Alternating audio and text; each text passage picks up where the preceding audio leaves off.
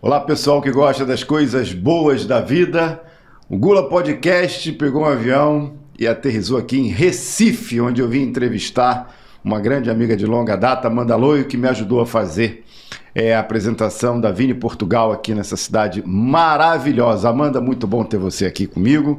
Para essa conversa, vamos falar de vinho, de gastronomia, de Recife e de você também. Ah, maravilha. O prazer é todo meu estar aqui com essa lenda aí.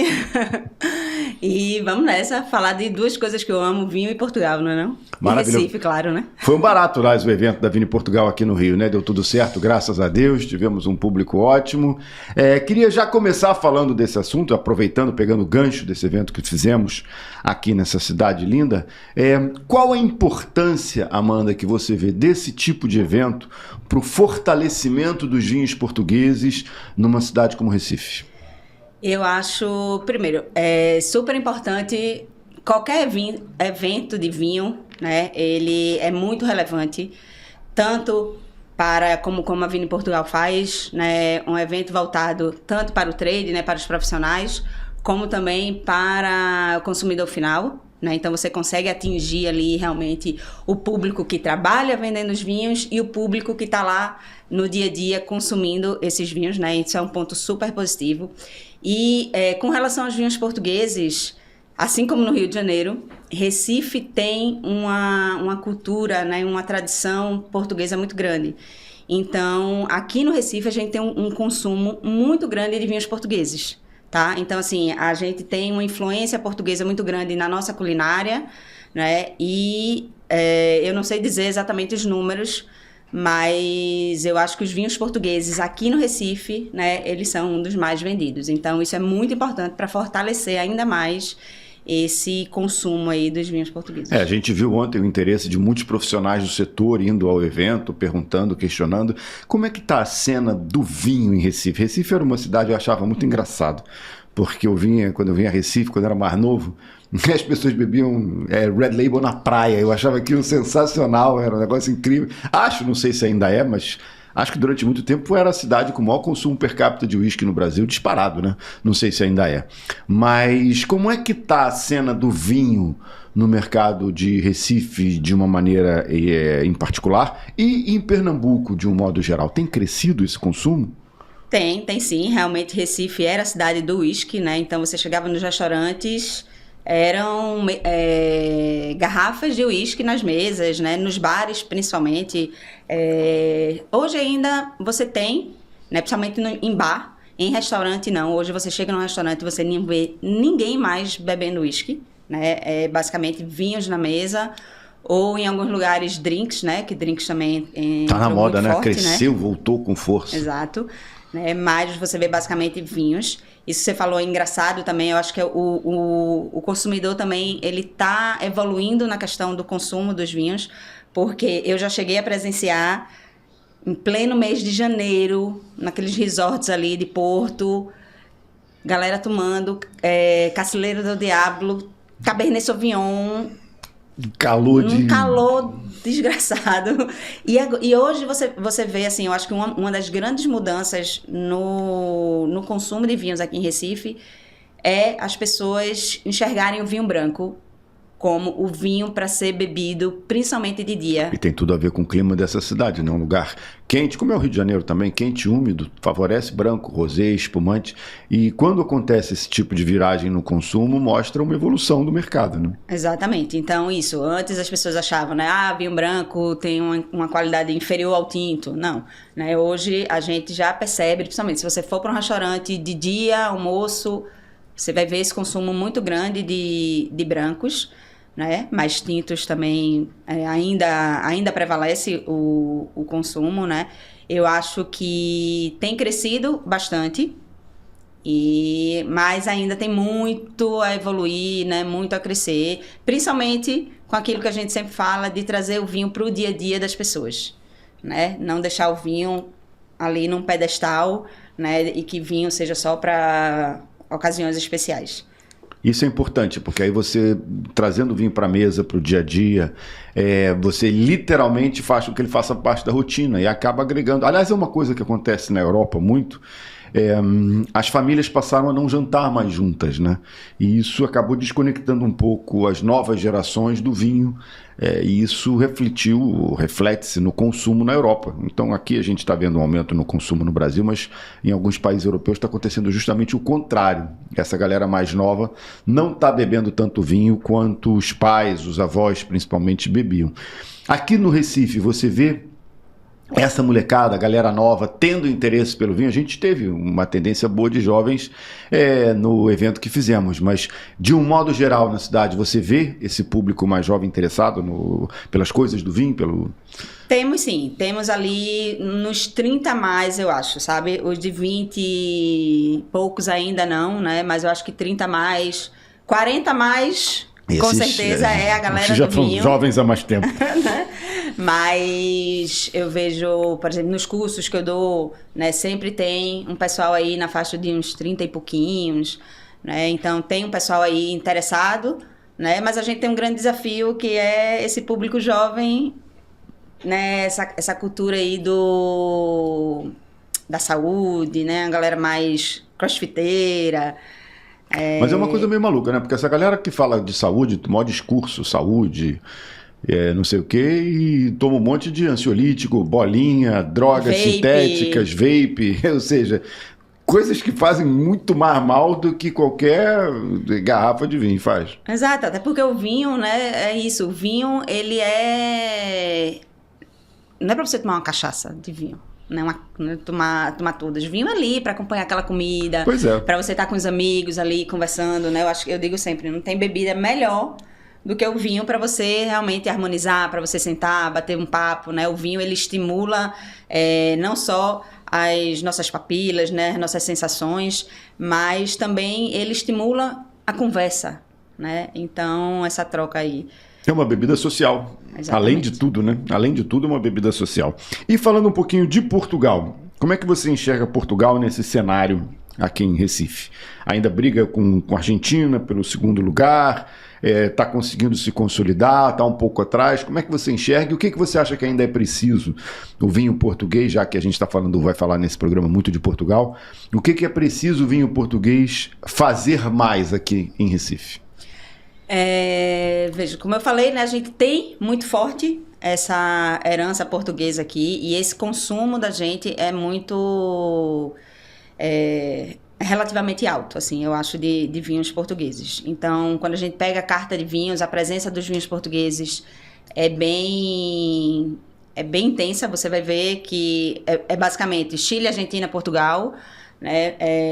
Eu não sei um número talvez muito recente, mas a gente sempre Chile, Argentina e Portugal, de forma geral, o consumo no Brasil, né?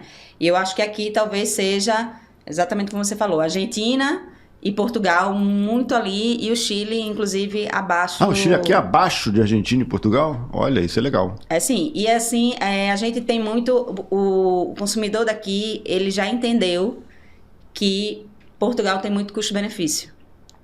Então, eu digo sempre nos meus cursos que quem não quer errar, vai no vinho português, né? É muito mais difícil, até pela questão dos blends, você errar num vinho português de entrada, do que você ir ali num Cabernet chileno, né, num Malbec argentino, enfim, em vinhos varietais. Porque é isso, eu acho que essa questão do blend, né, você consegue equilibrar muito mais os vinhos. E o vinho português, ele acerta direto no paladar, pelo menos aqui do recifense. Sabe? De uma galera que também está muito começando a beber vinho, né? Eu acho que o que a gente precisa agora é fortalecer outras regiões que não Douro e Alentejo. Essas são as mais populares aqui. Sem dúvida, né? E a gente tem tanta coisa incrível em Portugal como um todo, né? A gente viu agora na evento, degustação, né? Aí na Masterclass, né? Regiões incríveis, com vinhos fantásticos. Vamos falar delas hoje daqui a pouco, hein? Pois é. E aí a gente precisa explorar, talvez, mais essas regiões fora do eixo, né? Do eixo Alentejo-Douro. Agora, antes da gente cair nas regiões, pegando um pouquinho, aproveitando um gancho que você falou do blend, eu lembro quando eu comecei há uns, 400 anos atrás, fazer as formações aí de vinhos portugueses no mercado brasileiro, e o mercado brasileiro na época, ele era muito focado nas uvas em si, né? As pessoas queriam beber Cabernet Sauvignon, Chardonnay, Sauvignon Blanc, especialmente as francesas, né? Que eram as mais conhecidas pelo público. E o vinho português sempre sofria nas feiras, eu lembro dos produtores tentando explicar o que era uma Touriga Nacional, quando era lá fora então, quando era fora do Brasil, especialmente em países de língua inglesa, os caras não conseguiam nem pronunciar alfrocheiro, não conseguiam pronunciar nada disso.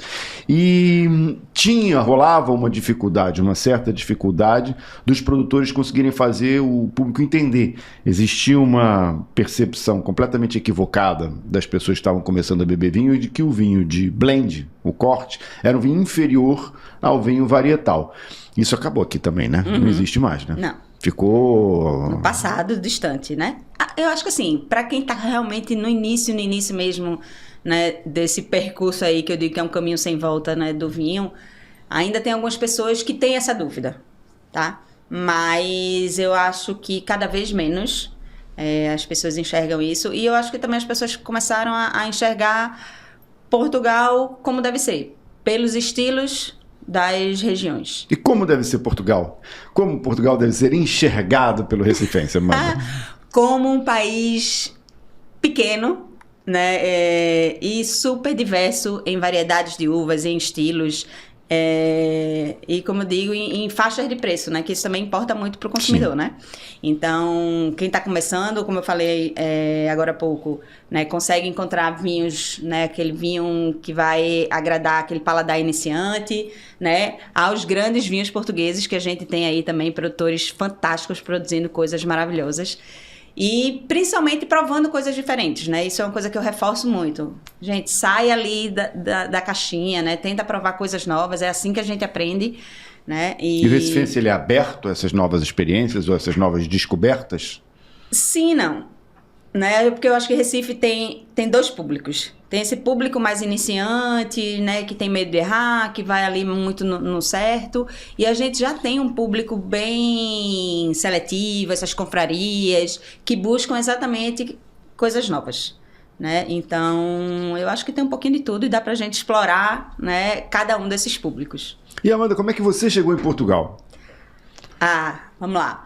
Meu marido foi fazer um mestrado em Direito e ele disse que eu fui beber. A troca é justa. Foi acompanhar ele, alguma coisa você tinha que fazer. Mas eu já era sommelier, já trabalhava com vinhos e eu fui estudar também, né? Só que estudar vinhos é muito mais interessante que estudar Direito, né? Então eu me diverti muito mais que ele, com certeza, né? Fiz grandes amizades. Onde? Ficamos em Lisboa mesmo, morávamos ali no Chiado. Que beleza, hein? Passamos um ano e quase um ano e meio. Então a gente quis ficar ali bem isso foi em 2014 também, quando o Chiado ainda não estava, né? Antes dessa explosão toda, já estava começando, né? Isso. Quando a gente saiu em 2016, né, tava já ficando tudo hiper caro, né? Tudo muito, muito turista. Né? Toda vez que eu vou lá agora, assim, que eu ando ali no Chiado, eu faço, nossa, eu não ia conseguir viver. Nem eu. Né, eu ficava ali no Bairro Alto, no negócio do Pedrão, do nosso amigo Pedrão. Pois Pedrão, saudade. Ficava ali no Lisbon Color, né? E, pô, eu não conheço mais o Bairro Alto, não. Mas, enfim, isso vai para outra conversa. Exatamente. Mas eu ficava ali também. Minha janela dava ali para a Rua do Pedrão, inclusive.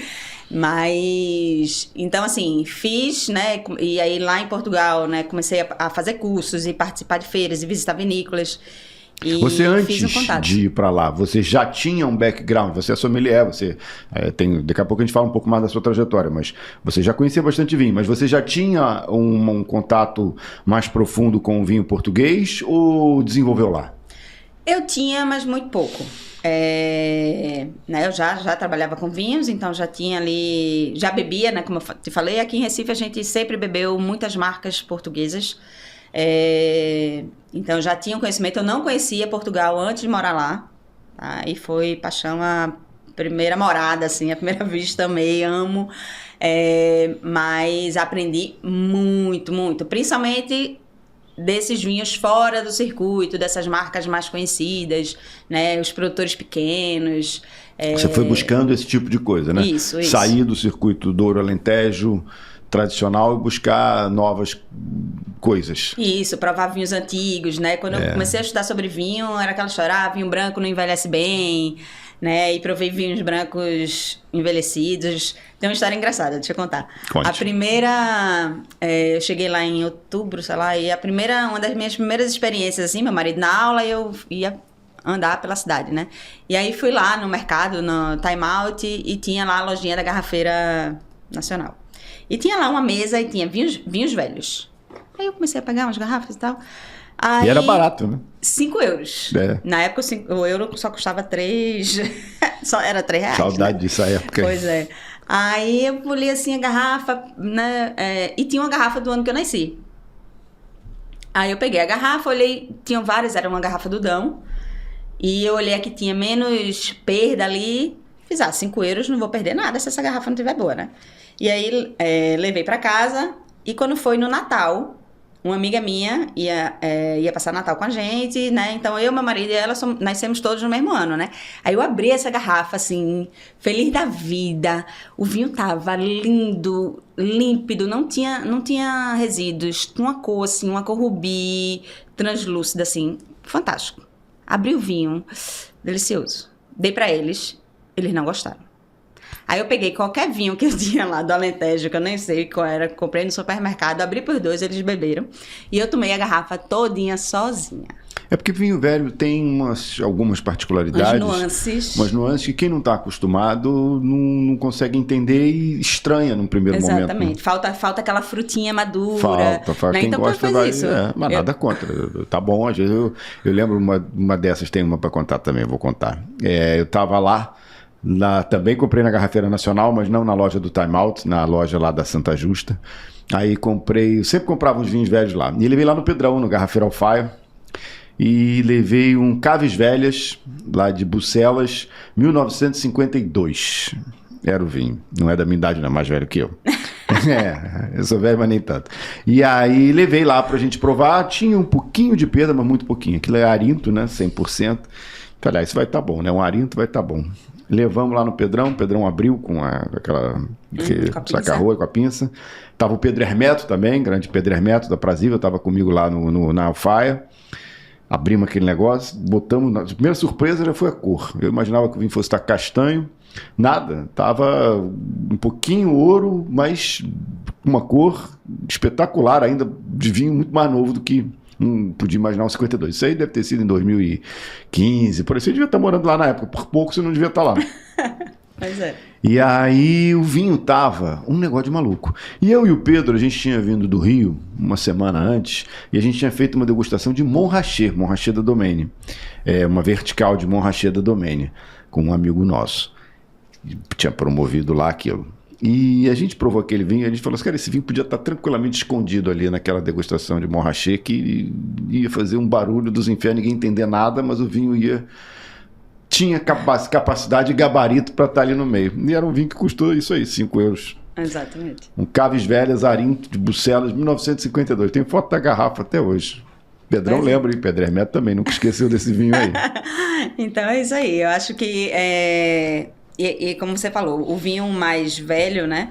Ele não é para qualquer paladar, né? Principalmente para quem está começando, né? Que precisa daquela fruta, né? Às vezes até da barrica, né? Aquele adocicado ali que a barrica traz. Mas essa experiência, assim, pra mim foi fantástica. E veja, não achei ruim não, tá? Que eles não quiseram tomar o vinho, porque eu tomei sozinha a garrafa. E aí você começou a explorar. Esse já era do Dão e você começou a explorar outras regiões de Portugal. Pra onde você foi? Pronto. O Dão mesmo era uma região que eu conhecia muito pouco. Eu adoro. E hoje, assim... Hoje, na verdade, é difícil... se você me perguntar assim, qual é a sua região preferida e tal, eu já não sei dizer, né? Mas o Dão, ele tem um lugar muito especial, assim, no meu coração. Amo o Dão, amo. Mas eu acho que uma das coisas que morar em Portugal me trouxe, né, foi conhecer essas outras regiões. Uma coisa engraçada, né? Eu sou Certified Port Educator. É verdade, você é minha colega. E quando eu saí de Recife, eu não gostava muito de vinho do Porto. Eu aprendi a gostar de vinho do Porto em Portugal. Por quê? Porque eu comecei a beber vinho do Porto bom. E da maneira que você tem que beber, né? Porque aqui no Brasil, durante muitos anos, é que você bebia como licor, né? Isso, os caras botavam naquela taça miserável, aquele vinho que ficava 15 anos aberto, Exatamente. estragando. Eu digo sempre assim, olha, mas gente, vinho do Porto não é para estar ali na cristaleira da avó, junto com, né? Você vê que ele já tá ali castanho. Se a pessoa tomava errado, também vai gostar como. Né? Então, e assim, e também tomando muito os vinhos muito de entrada, né? Que eu acho que é um dos problemas do vinho do Porto aqui, é preço, né? Então, assim, ficou caro depois que mudou a legislação e os negócios com mais álcool começaram a ser mais taxados. Exatamente. Aquilo foi bem complicado. Mas ainda assim, acho que tem ainda espaço para crescer, viu? Tem, eu acho, pronto, é uma das coisas, eu acho que nós aqui, ó, como Certified Port Educators, precisamos trabalhar aí para desenvolver mais esse consumo de vinho do Porto, que as pessoas realmente não conhecem. E você aproveitou esse período que você ficou lá para visitar as regiões de vinho? Você dava suas escapadas? Sim, visitei bastante coisa. E foi, assim, muito legal. E depois, assim, voltei para Recife, né? Aí logo depois que eu voltei eu engravidei, tive filho, mas assim, eu ia, até a pandemia, eu ia 2 vezes ao ano ainda para Portugal, né? Hoje eu já não consigo ir tanto, infelizmente, mas, né, eu tento ir ou uma vez ao ano, pelo menos a cada 2 anos, tá lá para participar das feiras, né? Que eu adoro participar das feiras e visitar, né? Tá lá com o pessoal, então rever os amigos, né? Fiz grandes amizades lá. Então, ainda aí, veja, aí tem muita coisa para conhecer ainda, tem muita coisa que eu não tive ainda o prazer de Qual de região, visitar. por exemplo, que você ainda não foi e que você tá doida para ir? Beira Interior. Cara, aquilo ali tá acontecendo não vou dizer uma revolução, porque tudo ali é tão devagar, o tempo ali parece que tem um jeito próprio de passar. Slow. Exatamente. Mas é muita coisa legal, muito projeto bacana que às vezes tem dificuldade de penetrar. de penetração. Mas tem muita coisa boa acontecendo por ali. Vai uma região que vale a pena você ir, sim. Exatamente. Falei, né, quando eu falei Dão, né, Dão ainda é uma região que eu gosto muito, mas os vinhos que eu tenho provado da Beira Interior, assim, tem assim, me despertado essa questão desses vinhos mais gastronômicos, né? Sim. Acidez, né? Brancos maravilhosos, né? Brancos Tintos maravilhosos, muito equilibrados. longevos, tintos deliciosos, não são tão concentrados como vinhos de outras regiões, mas vinhos com cor aberta, com rufetes maravilhosos. Exatamente. Nossa, eu adoro aquilo. Pois muito bom. Tá na minha listinha aí para a próxima vez. Vale a pena, você vai ficar impressionada. Você vai ver coisas que você não esperava ver, inclusive projetos mesmo de enoturismo bastante bem desenvolvidos e com um nível altíssimo, viu? Eu gosto muito da Beira. E é bom para quem gosta, né? Tem gente que gosta de ficar assim na frente, né? Tá antenado, buscando uma região que ainda não tá bombada, não tá todo mundo falando sobre ela. É uma grande dica mesmo a Beira. É verdade. A Beira Interior. Beira Interior e Trás os Montes também, viu? Fica de olho ali. Traz os Montes. Traz os Montes também já está muito assim para brancos e tintos ou ainda muito focado nos espumantes? Não, Trás os Montes tem muito branco e tinto. Tem outra região que eu ainda preciso também explorar mais. Vinhas muito velhas, altitude. Tem coisas ali bastante legais, viu? Pois é. Então, eu acho que o próximo evento da Vini Portugal aqui tem que ser regiões, né, fora aí do... Fora da casinha. Fora da casinha. E uma região que você adora que não pode faltar quando você vai?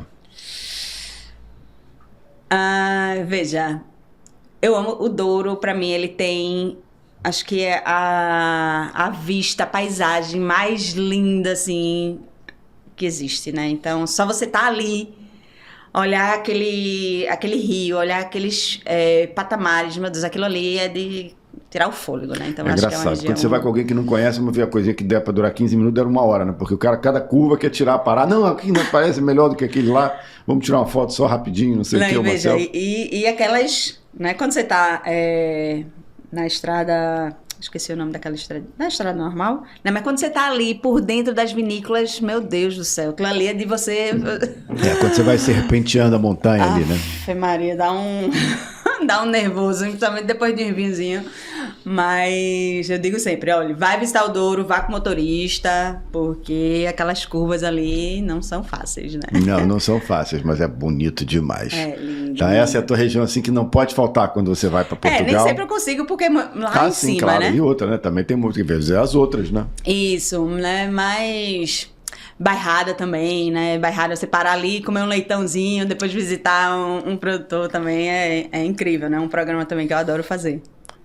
Eu mandei uns amigos meus agora no Mugasa. Mugasa, já estive lá. Nossa senhora, ficaram tão loucos que eles foram na ida, que eles estavam indo pro Porto, pra Essência do Vinho, pararam lá. E na volta resolveram mudar a viagem para parar de novo no Mugasa para almoçar lá outra vez. Inclusive, eu fui por indicação de um amigo meu. E aí ele fez, não, vai lá, não sei o quê. Quem sempre almoça por lá é o Luiz Pato, não sei o quê. É verdade. Aí pronto, fui lá, encontrei o Luiz Pato. Ele, a Maria João, não sei o que, quando terminou de almoçar, fui falar com eles. Ele, não, vamos embora, vamos lá na vinícola, não sei o que. Saí de lá, fui lá pra vinícola, provei coisa com ele direto lá da barrica. E foi bem legal. Então lá, né, tem isso, viu, gente? Anota aí, Mugasa, tem sempre essas oportunidades. Tem sim. E falando um pouquinho agora de gastronomia, já que a gente foi pro leitão. A comida pernambucana tem muito a ver com a comida portuguesa. E isso, claro, facilita o consumo do vinho português aqui, não? Sim. Além das raízes culturais que tem entre o pernambucano e o português, como tem acho que, se bobear, Rio, Salvador, Recife, São Luís, talvez sejam as cidades com maior conexão Brasil-Portugal, né? Exatamente. A gente tem muito forte aqui, né? Quando a gente fala dos pratos típicos pernambucanos, todos são de inspiração portuguesa, assim, né? De influência portuguesa, na verdade. Então, a gente tem o cozido pernambucano, tá? Que eu digo para os meus amigos portugueses que o cozido pernambucano é muito melhor do que o cozido original. Porque a gente tem pirão. A diferença é só o pirão? Não é só o pirão, é a cor. Eu acho o caldo, o nosso caldo, ele é mais caprichado ali, mais carregado. Não sei se por conta das carnes que a gente utiliza, né? A charque, enfim, algumas carnes que o charque caldo dá um gosto que, pelo amor de Deus, né? Exatamente. Então, o nosso pirão, tô salivando aqui, ele tem substância, entendeu? Inclusive, né, é uma das coisas que eu indico sempre harmonizar com brancos. Por quê?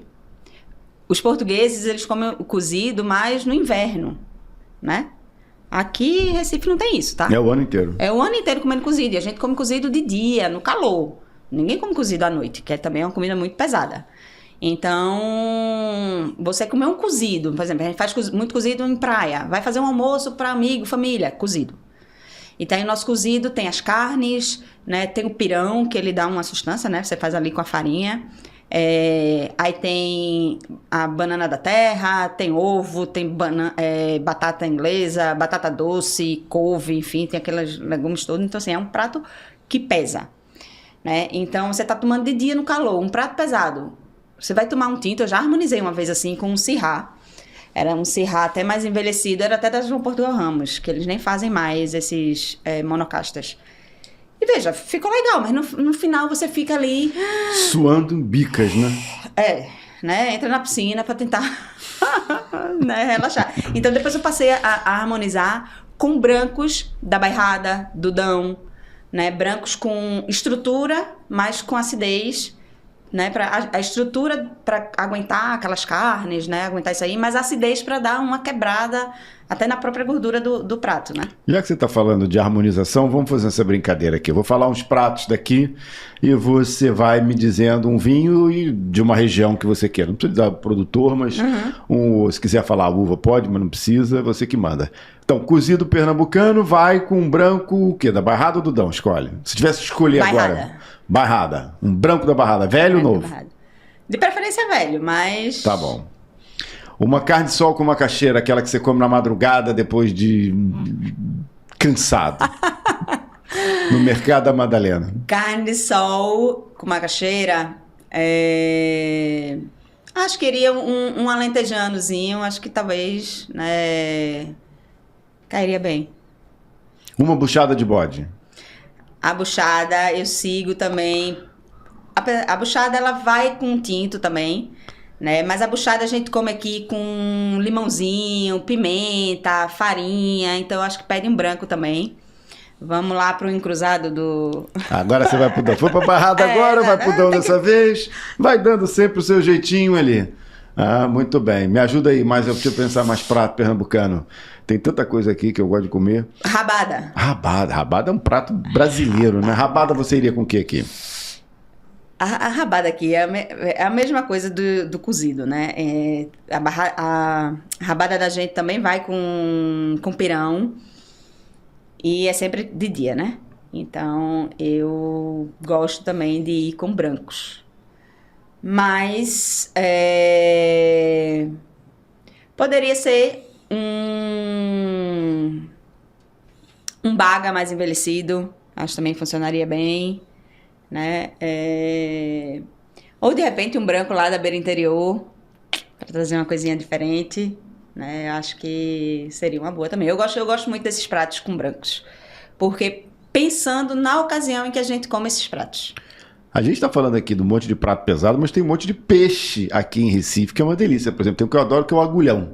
Como é que as pessoas fazem o agulhão aqui? Tirando o sushi, essas coisas que tudo que é japonês tem, mas como é que vocês fazem o agulhão aqui? É muito grelhado, né? Grelhado? O agulhão, ele tem aquela gordura ele dele, gordo, né? É um peixe gordo. Aí a gente come muito ele grelhado. E Fica você bem vai legal. com o quê? Um agulhão? Um agulhão, deixa eu ver. Já fico salivando, né? Já pensando na acidez ali de um vinho. Pratos gordurosos. Porque ele é gordão, né? Mas, de repente, sei lá, um arinto, se a gente quiser quebrar essa gordura aí do... Um arinto com madeira? Isso, né? Porque aí você tem estrutura. Vai ficar bom aquilo, hein? Isso. Né? Ou então, se a gente pensar assim, por exemplo, numa uva portuguesa, assim, que tem mais estrutura, tipo um Antão Vaz, assim, né? Um Antão Vaz com arinto, né? Que de repente você tem ali uma estrutura da Antão Vaz e arinto ali também fica bom. Recife a gente está falando dessas comidas aqui, eu fico pensando sempre em comida de rua. E Recife tem muito mercado, né? Você falou que alguns já foram, a gente estava conversando antes de começar o programa, que alguns tinham sido reformados, outros ainda estavam meio num estilo mais raiz. As pessoas bebem vinho nesses mercados? Nesses que já foram reformados, que já tem uma pegada agora também mais gastronômica, em alguns sim, tá? Então, a gente falou ali do Mercado da Encruzilhada, inclusive o Mercado da Encruzilhada tem um bar de vinhos, tá?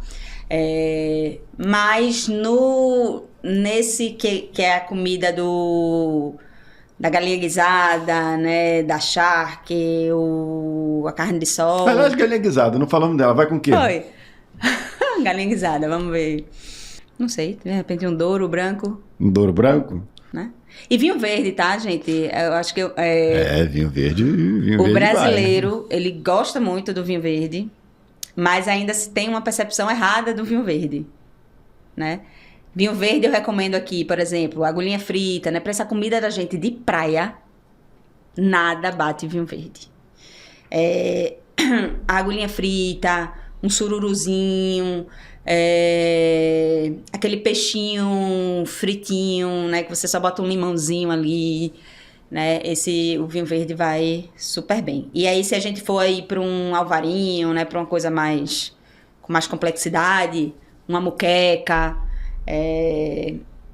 uma peixada, até um bobó de camarão, né? Que apesar é muito da Bahia, né? Vatapá, bobó, a gente tem bem forte aqui também, né? Então, esses com vinho verde em geral, né? Vai super bem. Se você em casa assim, ouvir um barulho estranho, não é o problema do jogar. Minha barriga que está começando a roncar com essa conversa toda aqui desses pratos aqui. Estou só imaginando eles, pensando com uma A boca fica salivando. Oh, meu Deus do céu, tá ficando complicado levar esse troço até o fim aqui.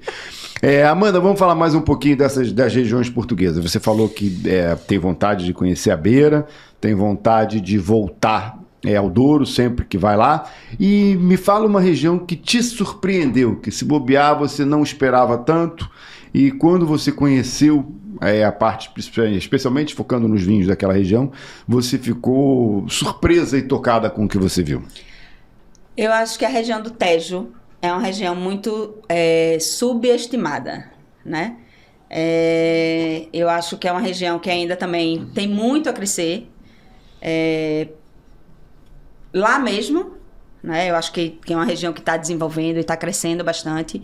E aqui no Brasil, em termos de consumo, não é? Porque eu acho que você tem ali esses vinhos muito de custo-qualidade ali, né? Essa relação qualidade-preço muito boas, né?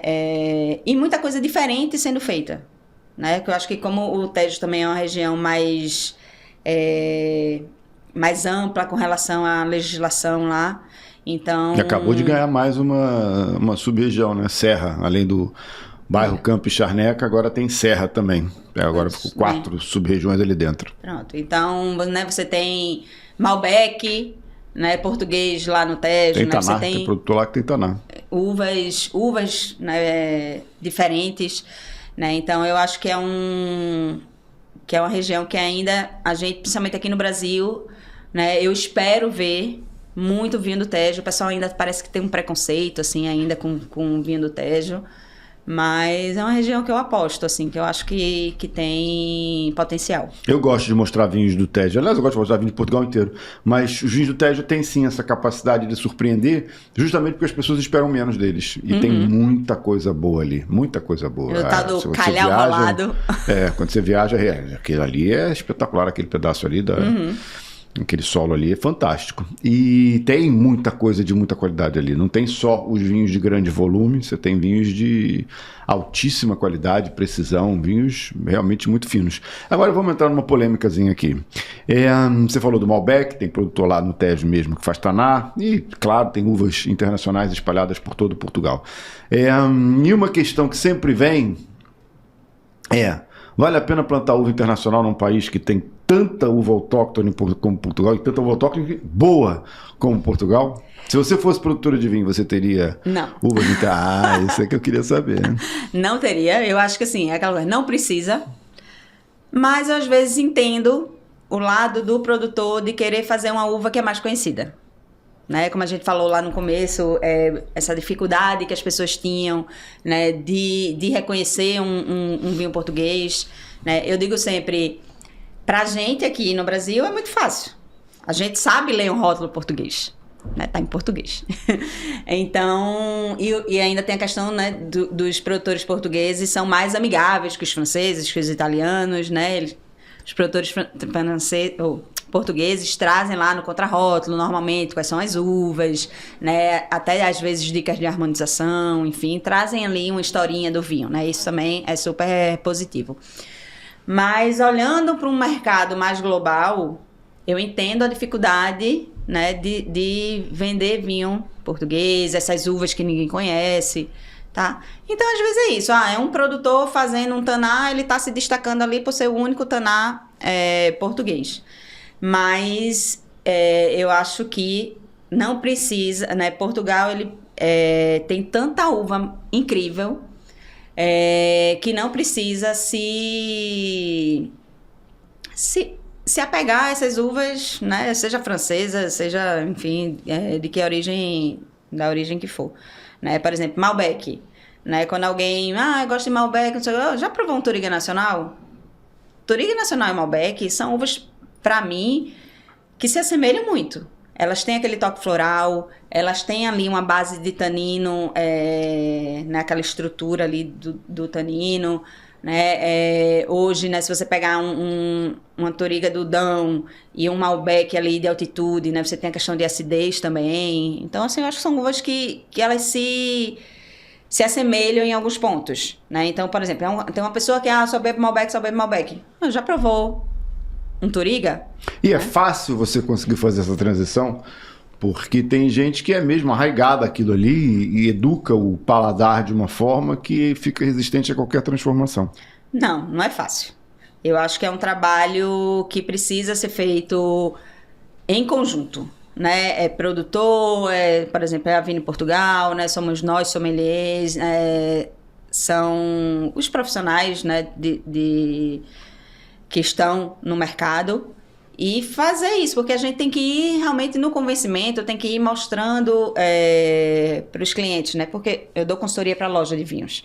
Então, você chega um cliente chega na loja, ele já chega, não, eu só bebo isso.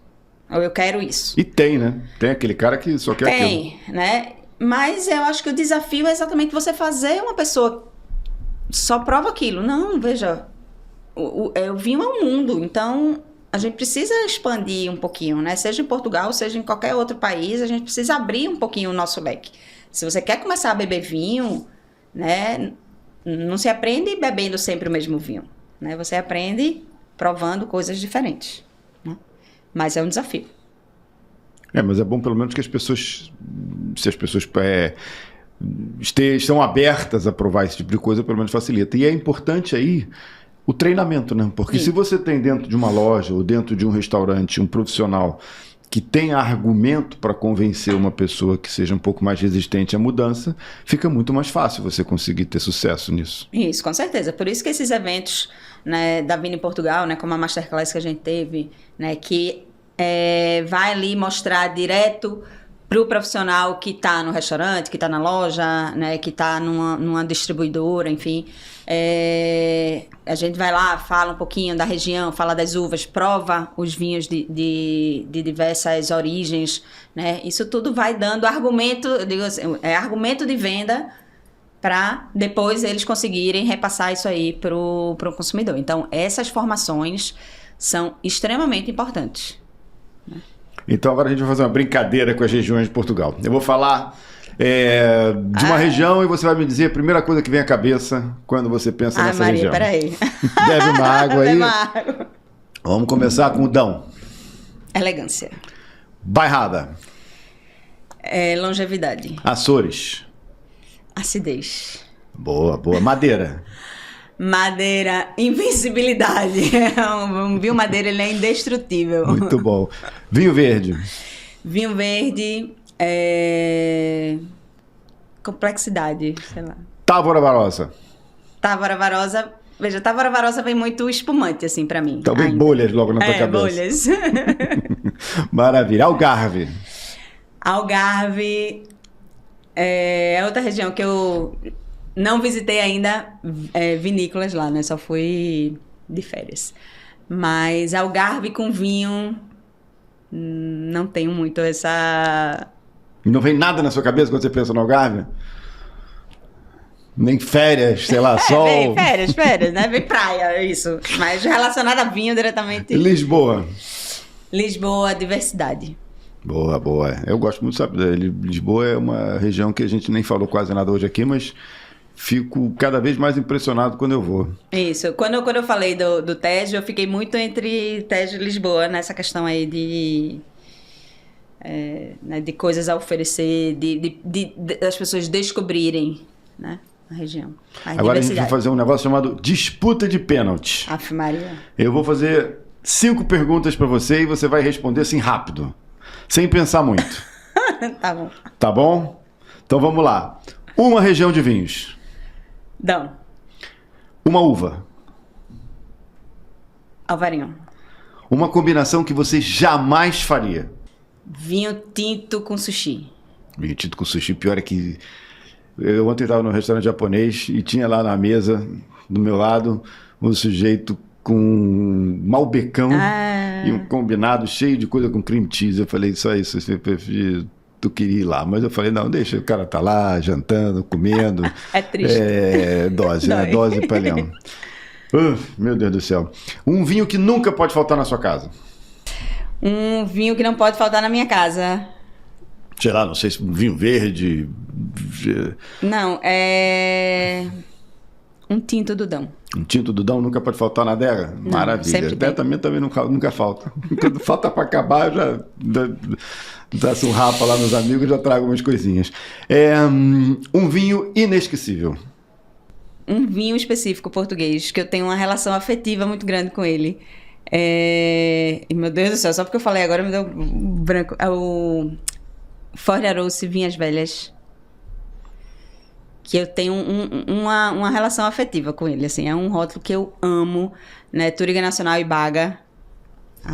Adoro aquilo ali. Já tomei ele envelhecido, já tomei jovem, já tomei... Tenho umas 2 ou 3 garrafas em casa e amo. Uma uva?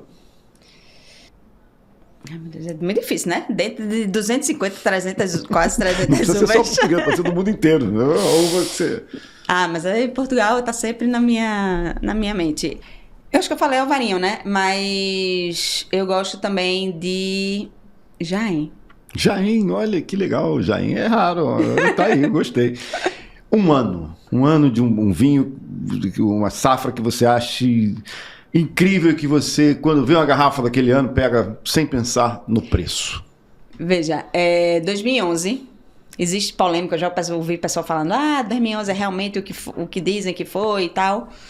Mas para mim foi um ano que me marcou porque quando eu tava lá, quando eu fui morar lá, era a safra que tava, os grandes vinhos todos, 2011 estavam, né? 2014 foi quando saiu isso. Exatamente. Né? Então eu tenho várias garrafas ainda de 2011, né? Que eu queria ter provado em 2021, não provei, então acho que 2011 para mim é um ano especial. E já que você também é um Certified Pod Educator, Rubi, Tawny ou branco? Tawny. Tawny Colheita sempre? Especificamente. Colheita especificamente. Maravilha. Então agora, pra gente fechar essa conversa maravilhosa, que infelizmente não dá para ficar conversando o resto da vida, embora dê vontade, a gente tem um negócio aqui chamado Momento Vinícius de Moraes. Tá? Então são 3 perguntinhas que eu vou fazer baseado no grande mestre Vinícius de Moraes. Primeiro, qual foi a maior insensatez que você já fez por causa do vinho? Largar meu filho pequeno aqui, ir embora para Portugal, fazer curso de Certified Sommelier, ficar lá 20 dias e o bichinho aqui sozinho. Sozinho não, né? Com o pai, né? Se você tivesse que levar alguém para passar uma tarde em Itapuã, quem você levaria e qual garrafa de vinho que ia com vocês? Eu levaria meu marido, lógico. E o vinho, uma tarde em Itapuã, eu levaria um vinho verde, um bom alvarinho, para passar um fim de tarde em Itapuã. E pra gente finalizar, quem você mandaria pra Tonga da Mironga do Cabulete?